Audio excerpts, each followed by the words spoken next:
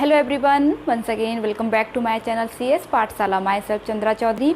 और आज हमारा जो वीडियो लेक्चर है वो है आपका एज यू नो हमारा जो भी चल रहा है वो चल रहा है 12th क्लास बायोलॉजी का chapter number 2 sexual reproduction in flowering plant. और आज है इसका लेक्चर नंबर 2।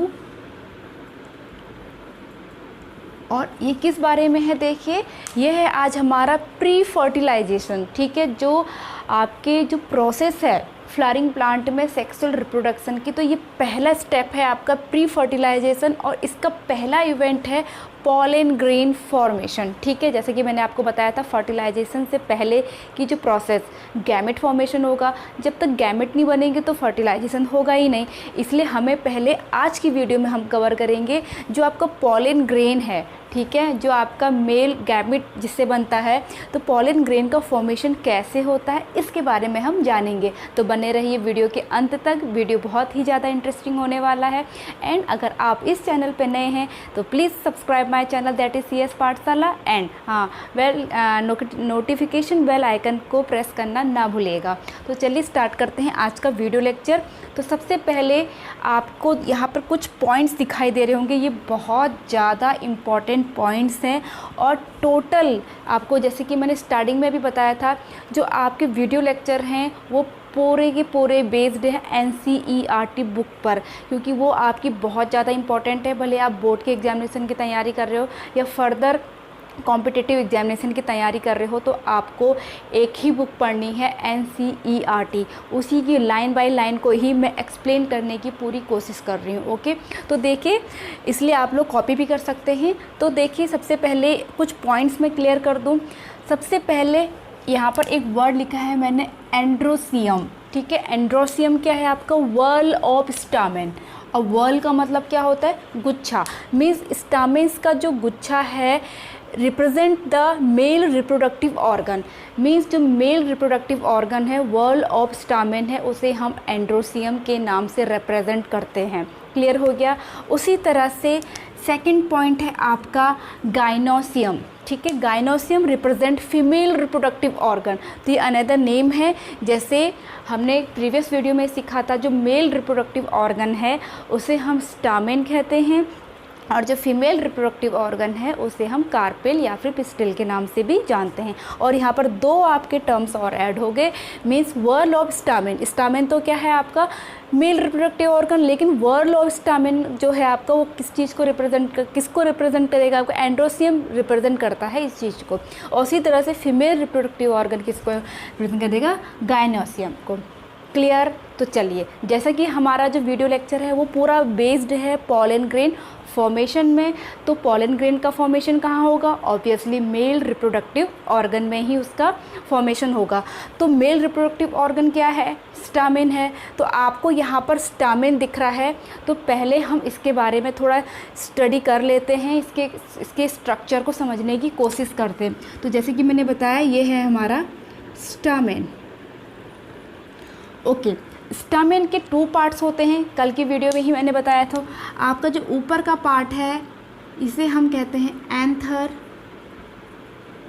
और जो आपको ये आपकी लॉन्ग सिलेंडर स्ट्रक्चर है इसे हम कहते हैं फिलामेंट। ओके, अब देखिए, चूँकि जो आपका एंथर है उसमें ही पॉलन ग्रेन का फॉर्मेशन होना है, तो हमें पढ़ना है इसके बारे में। ओके, एंथर के बारे में हमें स्टडी करना है। तो एंथर के बारे में कुछ मैंने पॉइंट्स लिखे हैं, बहुत इंपॉर्टेंट है। एक एक वर्ड बहुत इंपॉर्टेंट है। देखिए क्या है, इट इज़ बाइलोब्ड। अब देखिए, बाइलोब्ड का मतलब क्या है? आपको यहाँ पर एक लोब्ड ये दिखाई दे रहा होगा, एक लोब्ड ये दिखाई दे रहा होगा। ओके, तो बाइलोब्ड, बाई का मतलब क्या होता है? 2। तो दैट मीन्स क्या है? एंथर के पास 2 लोब्ड होते हैं, and each lobed having 2 theca. ठीक है, उसके पास 2 थेका होते हैं। That's why it is known as डाइथेकस।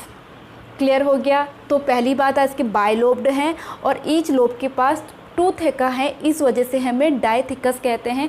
Because die का मतलब भी यहाँ पर क्या होता है? 2, बाई का मतलब भी 2 ही होता है। Okay, let's moving ahead.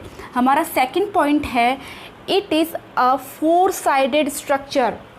ठीक है, हम यहाँ पर आपको जो ऊपर वाला पार्ट है उसका ट्रांसवर्स सेक्शन यहाँ पर मैंने थोड़ा बड़ा करके दिखाया है। यहाँ पर आप क्लियरली देख पा रहे होंगे 1 2 3 4 साइडेड स्ट्रक्चर, ठीक है। तो ये 4 साइडेड स्ट्रक्चर होता है, जिस वजह से हम इसे टेट्रागोनल भी कहते हैं, ठीक है। टेट्रा का मतलब क्या होता है 4, ठीक है। मोनो, बाय, ट्राई, टेट्रा, पेंटा, हेक्सा, ये सब आपने केमिस्ट्री में पढ़ा होगा। Next 4 microsporangia located at corner, ठीक है। देखिए आपको यहाँ पर दिखाई दे रहा होगा 1 2 3 एंड 4, तो ये आपके क्या है माइक्रोस्पोरेंजिया है। बट यहाँ पर एक डाउट मैं क्लियर करना चाहूँगी, जो आपका यहाँ पर माइक्रोस्पोरेंजिया है ये प्लूरल फॉर्म है, ठीक है। आपके 4 माइक्रोस्पोरेंजिया है। अगर हम ओनली सिंगल की बात करेंगे, सिंगुलर फॉर्म में इसे हम बोलते हैं माइक्रोस्पोरेंजियम, ठीक हो गया। तो आपके जो एक एंथर है उसके पास जैसे कि देखो बाइलोब्ड है, तो एक लोब्ड ये है, एक लोब्ड ये है, तो इसमें आपके कॉर्नर पे क्या है, आपके 4 माइक्रोस्पोरेंजिया हैं, या फिर एक सिंगुलर को हम क्या बोलेंगे, स्पोरेंजियम, ठीक है। आगे हम स्टडी जब इसके डीपली स्टडी करेंगे तो हम एक माइक्रोस्पोरेंजियम को लेकर ही स्टडी करेंगे, इसलिए कंफ्यूज मत होना कि माइक्रोस्पोरेंजिया क्या है, स्पोरेंजियम क्या है। Okay, now moving ahead. फिर उसके बाद है each microsporangia develop and become pollen sac, ठीक है। माइक्रोस्पोरेंजिया बाद में क्या होता है, आपका जो ईच है वो डेवलप हो जाता है और पोलन सेक बनाता है। Am I clear now? तो यहाँ तक आपके जो एंथर है उसके बारे में जो मेन पॉइंट्स हैं जो आपकी एनसीईआरटी बुक से ही लिए हैं, तो ये आपको मेन पॉइंट्स आपको मैंने बता दिए, ठीक है। उसके बाद देखिए अब हमने पढ़ना है स्ट्रक्चर ऑफ माइक्रोस्पोरेंजियम, ठीक है। मीन्स आपने एंथर के बारे में जान लिया, अब इसको डीपली स्टडी करना है कि इसका स्ट्रक्चर कैसे होता है। देन फिर आपको पढ़ना है कि इस गैमेट फॉर्मेशन कैसे होगा। हम लास्ट पूरा पढ़ते पढ़ते लास्ट में जाएंगे कि पॉलन ग्रेन का फॉर्मेशन कैसे होगा, ठीक है। ओके, नाउ अब जैसे कि आपको यहाँ पर मैंने कहा ये ट्रांसवर्स सेक्शन मैंने काट करके आपको यहाँ पर दिखाया है। अब यहाँ पर मैं आपको ड्रॉ बना के दिखाऊंगी केवल एक पार्ट का। अभी थोड़ी देर पहले मैंने बताया था ना कि आपके 4 जो दिखाई दे रहे हैं इनको हम प्लूरल फॉर्म में माइक्रोस्पोरेंजिया बोलेंगे और सिंगुलर फॉर्म में इसको माइक्रोस्पोरेंजियम बोलेंगे। तो ओनली इतना पार्ट लेकर के मैं समझाऊंगी। क्लियर हो गया? नाउ ओके, तो देखिए 4 wall layer, epidermis, endothecium, middle layer and tapetum. Means जो आपका स्पोरेंजियम है, ठीक है, ये सपोज़ मैं एक स्पोरेंजिया बना रही हूँ जिसे हम स्पोरेंजियम बोलेंगे।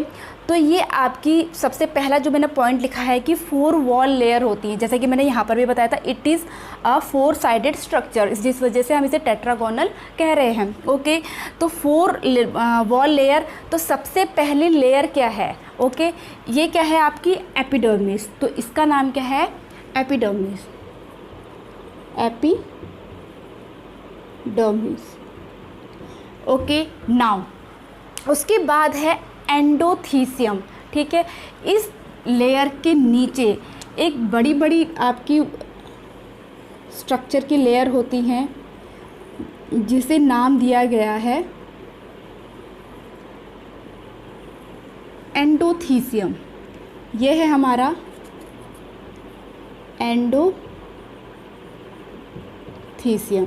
जो एपिडर्मिस से ब्लो होती है। ओके, नाउ फिर आपकी इसके बाद बारी आती है मिडिल लेयर की। इसके बाद आपकी लेयर होंगी मिडिल। ओके, देखो यहाँ पर हमारी 3 लेयर हो चुकी है। पहली लेयर है हमारी एपिडर्मिस, सेकंड लेयर है हमारी एंडोथीसियम जो थिकन्ड होती हैं। अभी इसके बारे में थोड़ा सा हम डीपली और जानेंगे। पहले हम एक एक पॉइंट जो मैंने आपके एनसीईआरटी से लिए हैं उनको एक एक क्लियर करते हुए चलेंगे ताकि आपको समझ में अच्छे से आए। तो सेकेंड लेयर आपकी एंडोथीसियम होगी एंड थर्ड लेयर क्या है आपकी? Middle layer.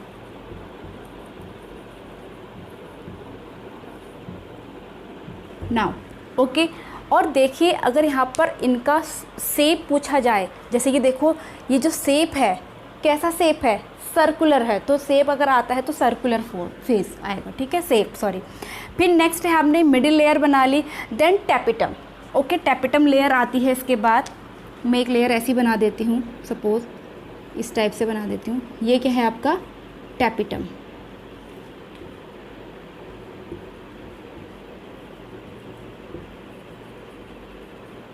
ओके, तो मैंने यहाँ पे 4 की 4 लेयर बना दी है। अब यहाँ पे 4 की 4 लेयर जो हैं, ठीक है, देखिए इसके बाद मेरा नेक्स्ट पॉइंट क्या है, इनका वर्क।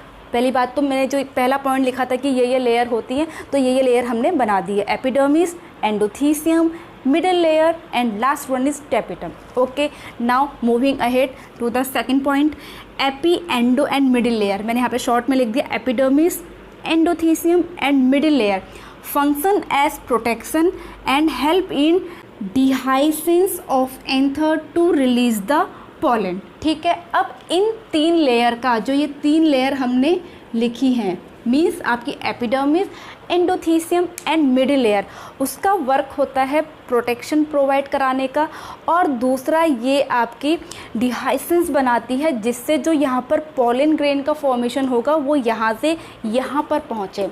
ओके, अब देखिए जैसे कि मैंने लिखा है डिहाइसेंस, उसका फॉर्मेशन कैसे होगा इसको समझिएगा। ओके, जैसे कि आपकी सबसे पहले मैंने बताया जो आपकी एपिडर्मिस है, आपकी जो एंडोथीसियम है वो थिकन्ड होती है, ठीक है, थिक लेयर होती है इस टाइप से। अच्छे से समझने की कोशिश करना। ओके, फिर क्या होता है एक्चुअली, जब यहाँ पर जो पॉलन ग्रेन जब मैच्योर हो जाते हैं तो ये आपके वाटर एब्जॉर्ब करता है, तो ये क्या हो जाता है, स्वेलअप हो जाता है। ठीक है, जब ये स्वेलअप होगा, ठीक है, ये थिकन्ड है और यहाँ से आपका ये बिल्कुल थिन पार्ट है, यहाँ पर आपका बिल्कुल भी पानी मतलब एब्जॉर्ब नहीं होता है, इधर आपका होता है।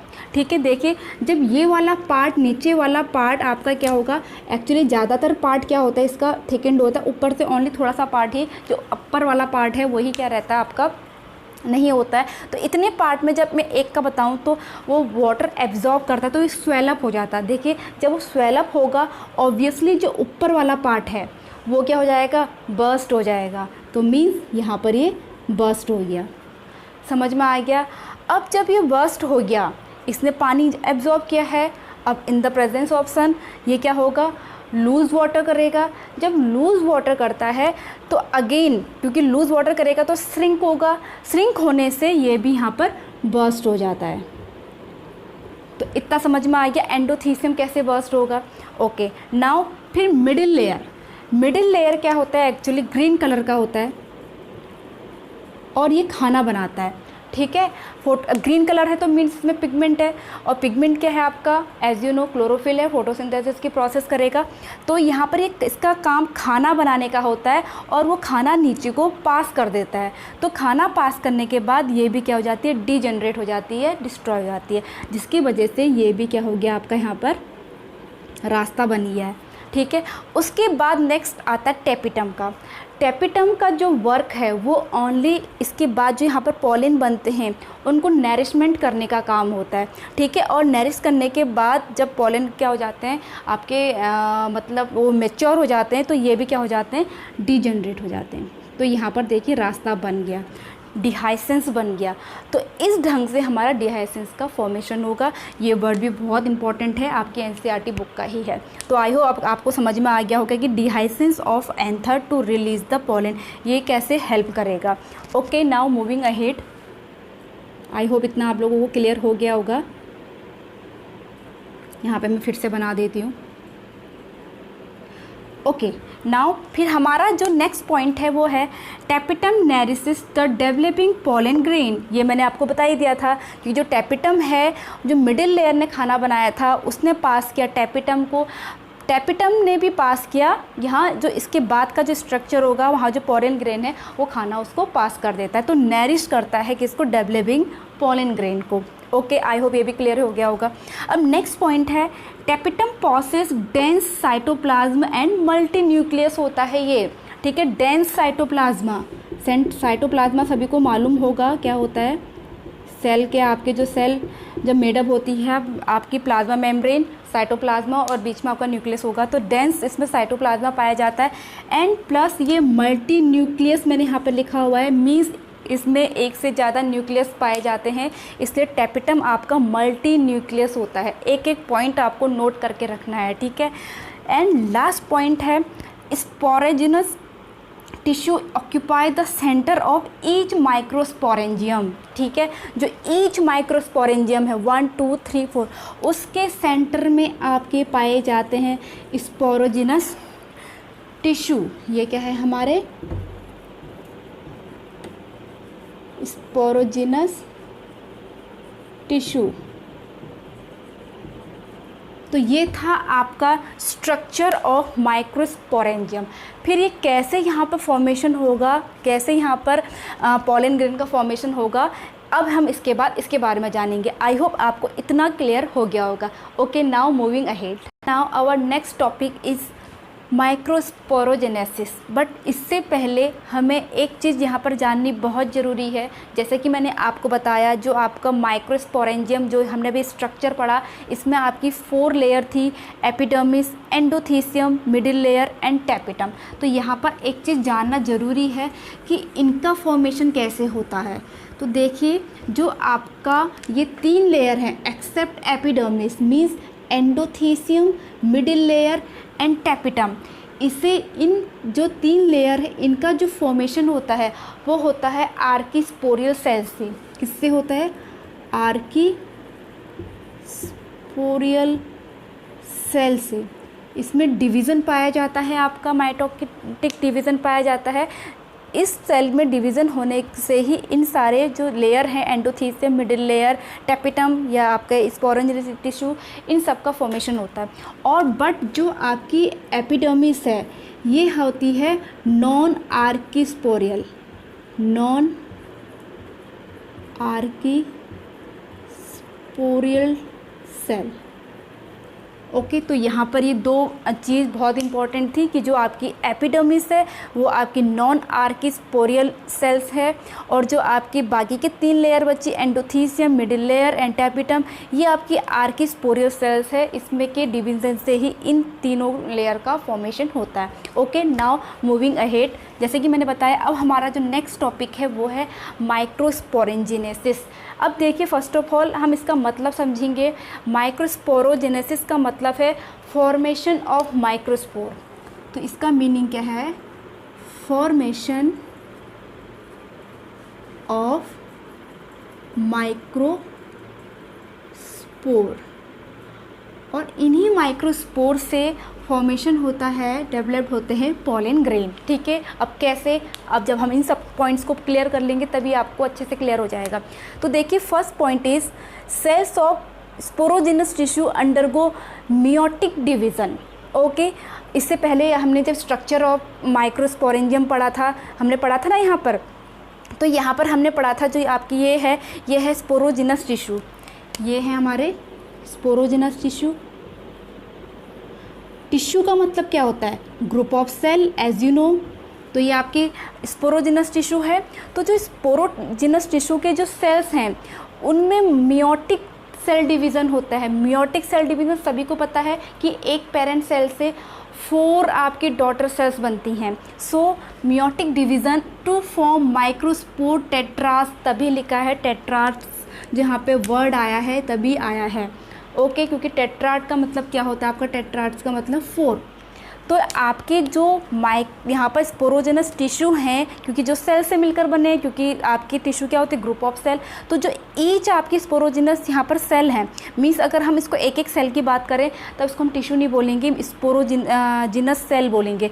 तो ये जो ईच सेल है, मीन्स ये ईच सेल थी आपकी स्पोरोजिनस, ये इससे 4 आपके क्या बन गए? डॉटर सेल बन गई due to the division of meiotic. Okay, तो इन्हें जो हमारे एक स्पोरोजिनस टिश्यू से आपकी 4 जो सेल्स बनी हैं, इन्हीं को हम कहते हैं माइक्रोस्पोर।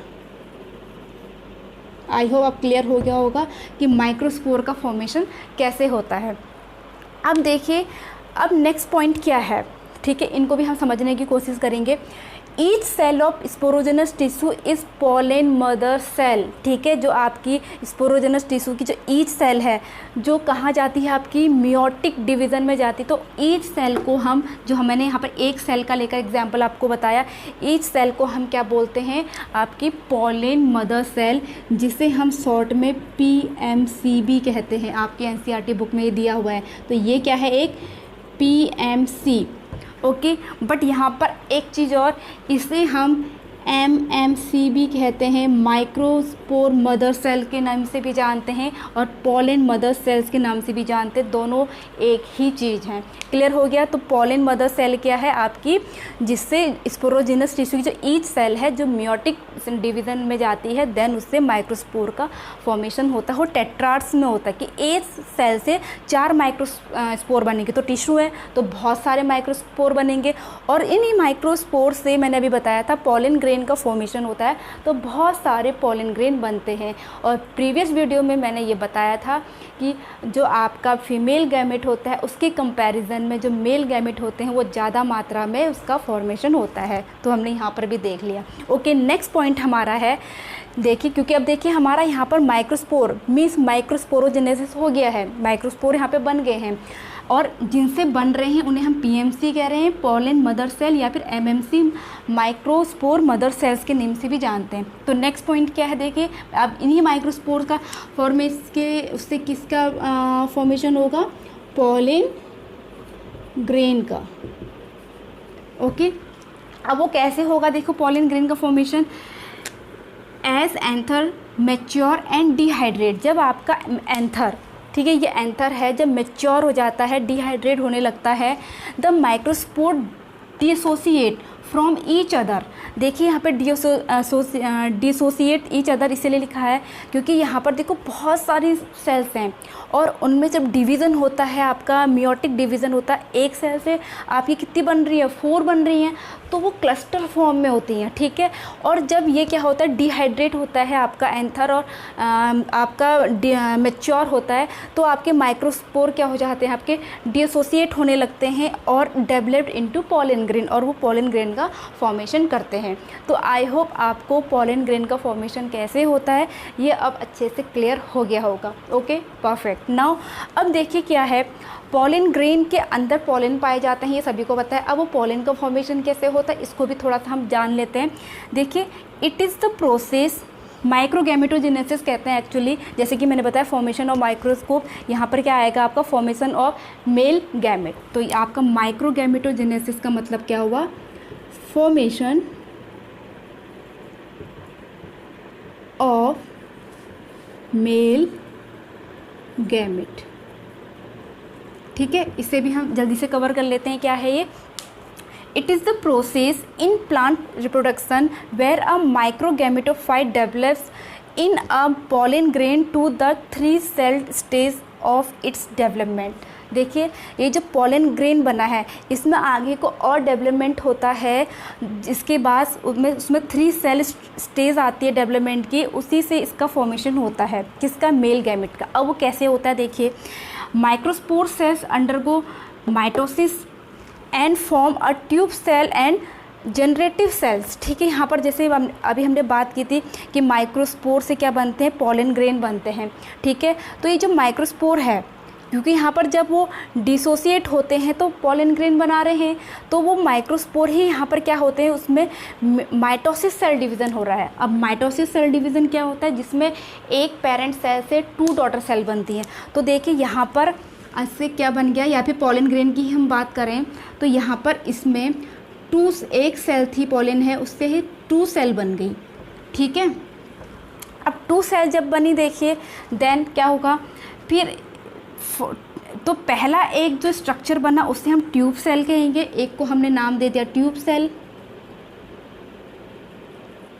जिसे हम अनदर नेम वेजिटेटिव सेल्स के नाम से भी जानते हैं। जब हम स्ट्रक्चर ऑफ पोलन ग्रेन पढ़ेंगे उसमें और डीपली उसमें जाएंगे और अच्छे से समझ में आएगा आपको, अभी इतना ही जानिए। ट्यूब सेल कहेंगे या फिर another name vegetative cell and a generative cell. दूसरी सेल को हम क्या बोलेंगे, generative cell, generative cells. Okay, अब देखिए, then the generative cells again undergo mitosis to form 2 male gamete. जो आपका ये वाली सेल्स जो थी वो अगेन डिवीज़न में जाती है, इससे 2 सेल्स और बन जाती हैं। तो देखिए कितनी सेल बनी है, 3 सेल, इसीलिए यहाँ पर लिखा है कि pollen grain to the 3 cell stage. तभी अब आपको समझ में आ गया होगा कि 3 सेल्स कैसे बनेंगी एक माइक्रोस्पोर से, क्योंकि माइक्रोस जो स्पोर है उसमें अगेन माइटोसिस डिवीज़न होता है। माइटोसिस का मतलब 1 से 2 बनेंगी और एक को हम ट्यूब सेल कहेंगे, दूसरे को हम जनरेटिव सेल्स कहेंगे। जो जनरेटिव सेल्स हैं वो अगेन आपकी माइटोसिस डिवीज़न में जाती है, उससे 2 सेल मेल गैमेट बनेंगे। इन्हीं को हम क्या कहते हैं, इसको मैंने इसे हम कहते हैं male gamete, male gamete. Okay, इस जनरेटिव सेल से 2 मेल गैमेट हमारे बन जाते हैं। तो इस तरह से मेल गैमेट का फॉर्मेशन होता है थ्रू, और इस प्रोसेस को हम माइक्रोगैमेटोजेनेसिस कहते हैं। आई होप आज का ये वीडियो लेक्चर आप लोगों को अच्छा लगा हो, और हम अपनी नेक्स्ट वीडियो में कवर करेंगे स्ट्रक्चर ऑफ पॉलन ग्रेन। ये तो फॉर्मेशन था, एंड ये सारे के सारे जो मैंने पॉइंट्स लिखे हैं सब सारे के सारे आपके एनसीईआरटी बुक से ही लिए गए हैं, जो बहुत ज़्यादा इंपॉर्टेंट है कोई भी एग्जामिनेशन की आप तैयारी करिए। तो आई होप आज का ये वीडियो लेक्चर आप लोगों को अच्छा लगा हो, पसंद आया हो। अगर आपको वीडियो लेक्चर अच्छा लगा तो please hit the like, leave the comment and subscribe to my channel CS Pathshala. And मैं मिलूंगी अपनी नेक्स्ट वीडियो के साथ, तब तक के लिए स्टे ट्यून, बाय बाय।